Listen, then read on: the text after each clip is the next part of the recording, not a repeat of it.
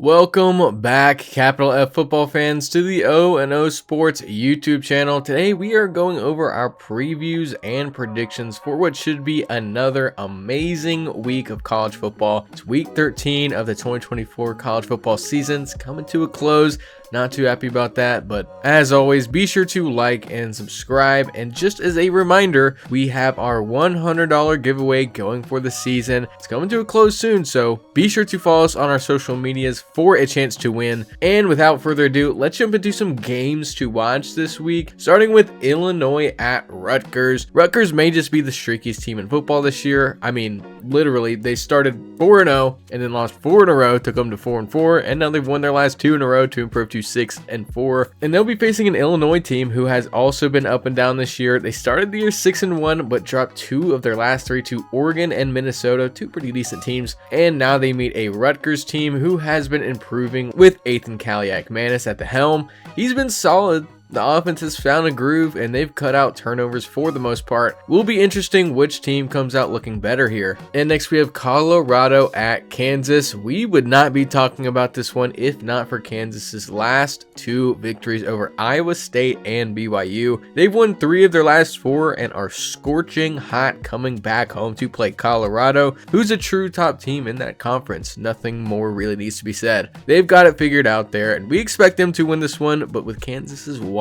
hot offense, you can't count them out this one, which makes this one a game to watch this week. And now let's look at Wisconsin at Nebraska. Oh boy, what do we have here? These are 2 programs who have been struggling under their new regimes. Wisconsin with Luke Fickell and Nebraska with Matt Rule, and they both sit at 500 on the year, desperately scratching and clawing for bowl eligibility. And Wisconsin is coming off a huge game over Oregon that they didn't get the victory in, but played them very close. But Nebraska's also played top teams close at times this year. If you think back to Ohio State, they're looking to get that bowl drought monkey off their back. We'll see if they can do it here against the Badgers at home this week. And next we have Pitt at Louisville. This is a pretty interesting matchup out of the ACC this week. At this point, both of these squads are out of the ACC title picture, but are both looking to end the year strong. And for Louisville, really all they have to do is keep the offense going. We know they dropped a bad game to Stanford last week, but they've been in it every game when their offense is clicking, and they'll be facing a Pitt team at home who is not clicking. They've dropped their last 3, and if Eli Holstein isn't cleared to play for the Panthers this week, it could be 4 in a row here. And now let's look at Texas A&M at Auburn. This is a huge game for the Aggies. They've wiggled their way into second place in the SEC. They're going to be clinging on to that spot the rest of the way, starting this week against an Auburn team who's going to be looking to play spoiler here, who is not a great team by any means, but has built some momentum over the last few weeks with Peyton Thorne looking great in their win over Louisiana Monroe last week. And now let's look at Vanderbilt at LSU. Who would have thought these teams would have the same record with just 2 weeks left in the regular season? Not us. We may very well be in the end times, but Vanderbilt is not. They've dropped 2 of their last 3, but they're still very much hanging around in the middle of the pack in the SEC, alongside an LSU team that has not won a game since October and has not won a home game in over 40 days. They've dropped their last 3 in a row. They were upset huge last week in Gainesville against Florida, and Vandy's going to be looking to do the same this week. And now let's look at Virginia Tech at Duke. This is a matchup between one of the most unfortunate teams in the ACC and one of the most fortunate teams in the ACC, and I think that spells out exactly how this game's probably going to go. For Tech, you started off with a couple unfortunate losses, then deal with injuries that throw you for a loop, and are now fighting for bowl eligibility against a team in Duke who started off very hot, but has dropped 2 of their last 3, albeit to 2 of the best teams in the conference, and who is coming off a big win over NC State last week. And now let's jump to the Big 12 to look at Cincinnati at Kansas State. This is a very interesting matchup to look at out of the Big 12 because Kansas State is technically still in the mix in the Big 12. They have a head-to-head win over Colorado, which could potentially put them in the Big 12 title game, but that's only if they get to win over this Cincinnati team, who hasn't looked bad on paper at least, but has seemingly been regressing over the last 3 weeks, dropping all 3 of their past few matchups. We're not counting them out here, but it'll be an uphill battle for the Bearcats in this one. And last in your games to watch, it's the battle for LA, USC at UCLA, and these two teams are very similar. They both struggled to get their footing early and have struggled pretty much the entire season, honestly, but they've both been a lot stronger as of late. They're still streaky teams with a lot of holes, but one team has to break here, and the quarterback duel is going to be very fun to watch here. Ethan Garbers has played great the past few weeks, and Jaden Mayava looked better than Miller Moss. Not amazing, but better last week against Nebraska. So it should be a very fun game to watch this week. Expect a lot of chaos in this one. And for your group of 5 highlight matchup, it's Sam Houston State at Jacksonville State. What a great story Sam Houston State has been this year, from the newest team in the FBS last year going 3-9 to one of the top teams in Conference USA. They've been an amazing watch this year, but they're playing in what might be the biggest game in this program's history against Jacksonville State, who stands atop that conference at 7-3 with an undefeated record in conference play. Should be an amazing game to watch this week, especially if both of these squads can get the ground game going in this one. We're very excited to watch it this week. And now let's move on into your big impact matchups this week, starting in the ACC with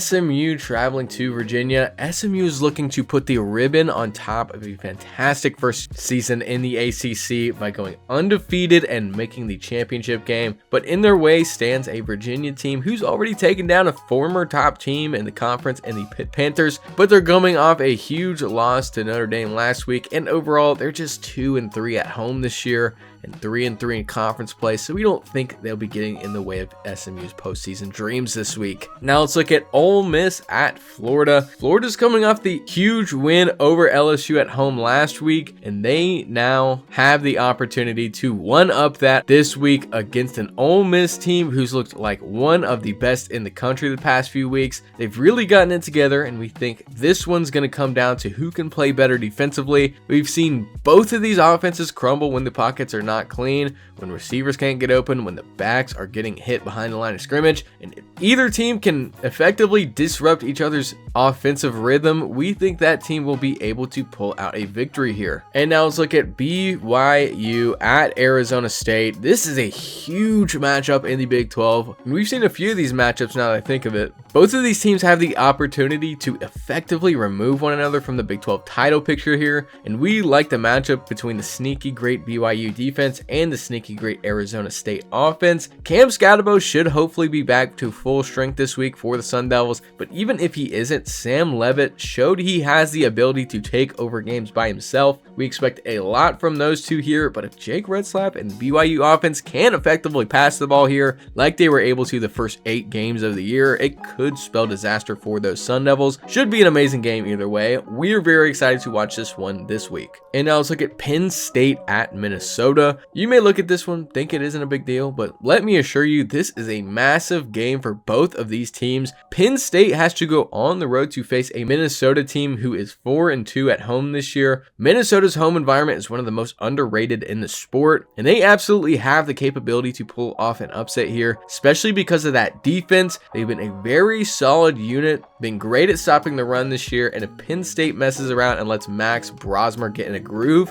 they may be staring down the barrel of a potential playoff eliminating road loss here. But Penn State is Penn State. Drew Aller has been phenomenal this year. The ground game has been great, and that defense has been probably a top 2 unit in the conference, and that's why Penn State is easily the favorite here. Next, let's look at Alabama at Oklahoma. Just like the last matchup, this is huge spoiler potential, but we like Minnesota against Penn State way more than we like Oklahoma versus Alabama here. Oklahoma has not been a consistent team at all this year, and that's true for both sides of the football, but like the last matchup, it really will only take one solid defensive performance and a good day from Jackson Arnold to pull off an upset here. But that is a big ask considering that Alabama's defense has looked serious as of late. In their last 2 SEC matchups, they've given up an average of 6 points per game in each of those. And in those matchups, Jalen Milroe has combined for over 550 total yards of offense and 5 touchdowns. If he can have another good day here, it should be a walk in the park for the Crimson Tide. And last for your big impact matchups, let's look at Army versus Notre Dame at Yankee Stadium. This is another phenomenal matchup this week. We've heard a lot about Notre Dame the past few days, with people being upset that they're ranked as high as they are after they lost to NIU earlier in the year, but they fought their way back and they have the opportunity to put that noise to bed with a win here over an Army team who has essentially just been a more radical version of Notre Dame this year. And by that, we mean that Notre Dame has been key on running the ball and not forcing Riley Leonard to do much, while also focusing in on shutting down the run this year on defense. And that is much the same for Army, who almost only runs the ball and almost only tries to stop the run, which they've been very effective at doing this year. They average over 330 yards on the ground this year, while giving up less than 90 yards per game on the ground to Notre Dame's over 200 rushing yards per game and 130 rushing yards allowed per game. Should be a very, very interesting matchup. Probably a dogfight, smash mouth, run it in your face type of game, or as we like to call it here, a capital F football game. And now let's move on to your game of the week. As always, you guys get to vote on these. Be sure to hit the community tab after this week to vote on your team and player of the week, and tune in next week on the community tab to vote on the next game of the week. But this week it is Indiana at Ohio State. I can feel the electricity in this matchup, and I'm about 500 miles away from Columbus, Ohio. That's how big this game feels. If you're Indiana, you've heard the noise. Who have they played? If they are a one-loss team, they should be out of the playoff. All that nonsense, and you can brush it all aside with a win here, which would send the college football world into a frenzy, might I add. But if you're Ohio State, you're looking at Indiana as a hurdle in your way to the Big Ten title rematch against Oregon and potentially the national title game. But in all honesty, we may have to give the offensive edge to Indiana here. We like Will Howard, we like Egbuka and their running backs quite a lot actually, but Indiana's offensive game plan has been elite this year, and we got two amazing vertical threats in Elijah Surratt and Omar Cooper, the latter of whom leads the conference in yards per reception. They have 3 really great backs in Curtis Rourke, who's looked like the best quarterback in football at times this year, probably the best quarterback in the conference in all honesty. But defensively, we have to go Ohio State here. That front is absolutely nasty. Secondary has been a worry at times, which you can't afford against a team like Indiana, but still all around a very solid unit. And we're pumped to watch this one, if you could not tell. Shouldn't be a noon kickoff game, should absolutely be in prime time, but to each their own. And for your players to watch this one, for Ohio State, it's going to be defensive lineman JT Tuimoloau. He's had 30 tackles this year, 10 tackles for loss, and 5 sacks, a pass defense, and a forced fumble. If he can get pressure on Curtis Rourke, if he can disrupt that backfield with those great backs like we said earlier, it should be all the difference for Ohio State and that Ohio State defense. That's why he's your player to watch for Ohio State. But for Indiana, it's going to be the quarterback, Curtis Rourke. Been one of the best quarterbacks in the country, like we said, 71.8% passing for 2,400 yards, 21 touchdowns, 4 interceptions with a 182.7 passer efficiency rating. And we're not big fans of the QBR statistic, but he is second in the country in QBR. And now let's move on to your upset watch with our good friend Todd. Everybody say hello to Todd.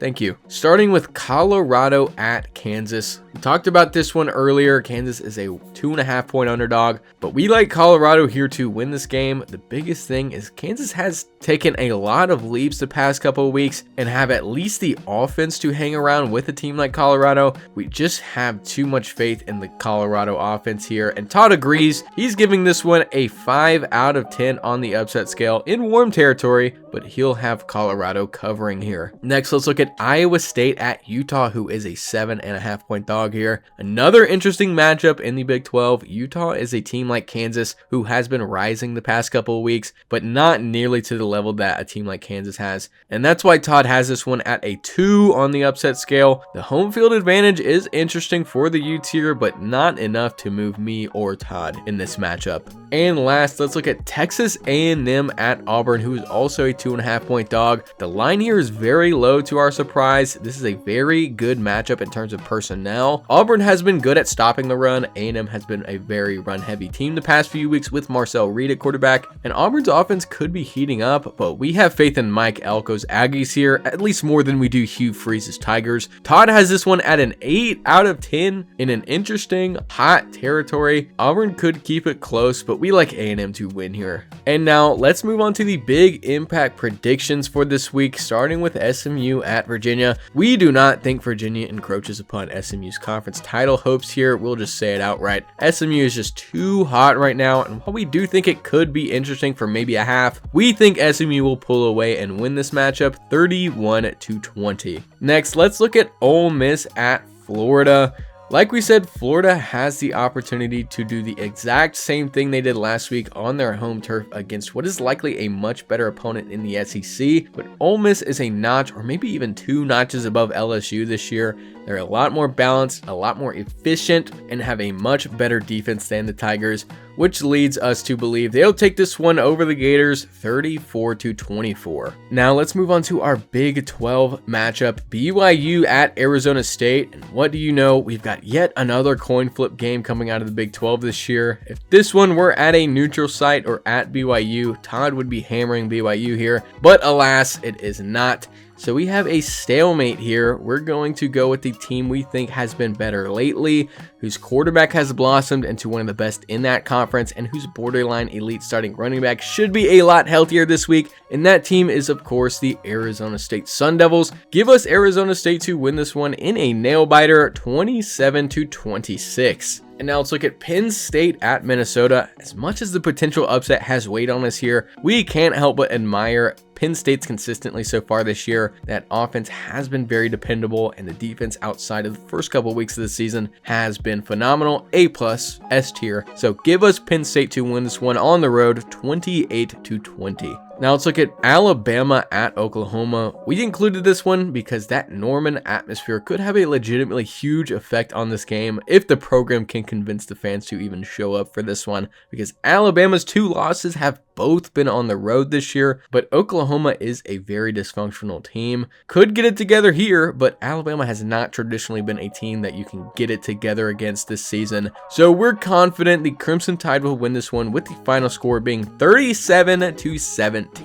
And now it's the game at Yankee Stadium. Shout out Aaron Judge for winning the MVP. And we're going to need an MVP here in the Army versus Notre Dame game. This is a true capital F football game in the making. Notre Dame has beaten a team similar to Army in Navy earlier in the year, but Navy's been exposed as a homeless man's Army, as we said last week. So not sure if we can judge this one solely on that, but we are very confident in Notre Dame this season. We've caught flack because of it. We are very high on them, but we think they prove it here with a solid win over Army 24-21. And now for your game of the week, Indiana at Ohio State in Columbus. What a great matchup this is. We really can't say it enough. And unfortunately for the Hoosiers, we think this one will come down to which defense can play the most consistently over all 4 quarters of this game. And they've been able to this year, but we don't have faith they'll be able to against a team like Ohio State, who has a lot more weapons than a lot of the teams they face this year,